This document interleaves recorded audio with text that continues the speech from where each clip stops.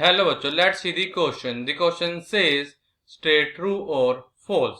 Supreme court has no role in protecting the fundamental rights of the citizen of our country. तो वहां पे statement given है कि supreme court का कोई रोल नहीं है किसमें प्रोटेक्ट करने में fundamental right of citizen of our country के।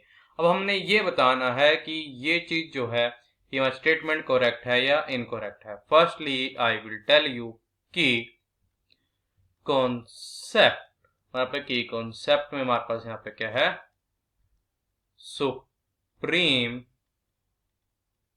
कोर्ट है। देखो सुप्रीम कोर्ट का रोल क्या होता है हमारे पास, यहाँ पे सुप्रीम कोर्ट के काफी सारे क्या है रोल्स है। हमारे पास इसमें रोल्स क्या आता है, इसका रोल्स क्या आता है कि सुप्रीम कोर्ट का जो सुप्रीम कोर्ट करता है सेटल करते हैं किसको, डिस्प्यूट्स को। Settle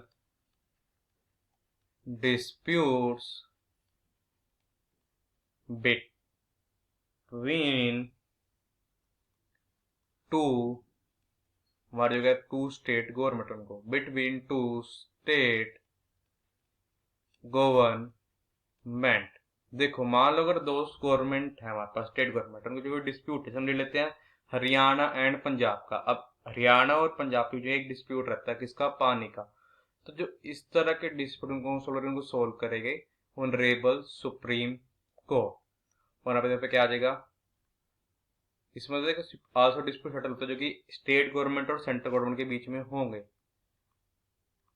settles disputes between state and central government है, between state and central government.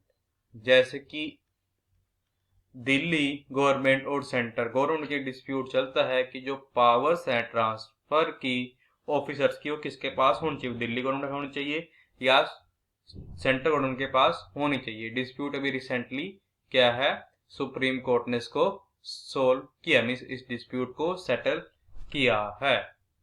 और देखो सुप्रीम कोर्ट क्या करता है, ये एक इंपॉर्टेंट रोल प्ले करता है किसमें, प्रोटेक्ट करने में fundamental right of the citizen.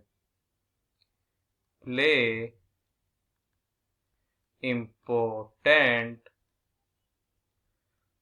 Role in किसमें, हम फंडामेंटल राइट को प्रोटेक्ट करने में, इन प्रोटेक्टिंग दी जो हमारा कहता है फंडामेंटल राइट होता है, प्रोटेक्टिंग दी फंडामेंट राइट्स। अब देखो ये जो हमारे पास क्या है फंडामेंटल राइट्स होते क्या है, देखो ये क्या है ना, कुछ हमारे पास क्या है बेसिक ह्यूमन राइट्स हैं जो कि हमारे कॉन्स्टिट्यूशन ने दिए हैं, जो कि हर एक सिटीजन को मिलने चाहिए, चाहे वो किसी भी कास्ट का हो, चाहे वो किसी भी रीजन का, चाहे वो किसी भी क्या हो जेंडर का हो, चाहे वो काला हो चाहे वो गोरा हो।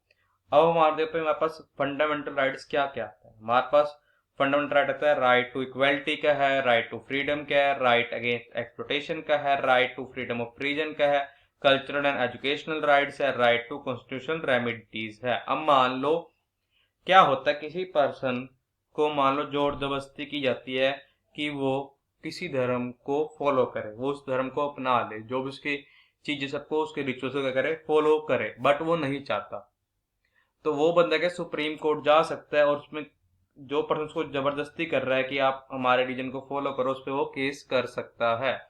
तो सुप्रीम कोर्ट क्या है उसके इस राइट को प्रोटेक्ट करेगा।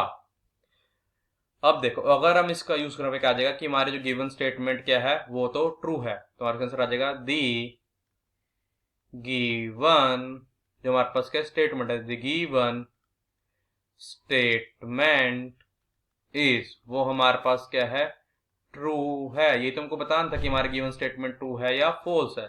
So the final answer is the given statement is true. I hope you understood it well. All the best. Thank you.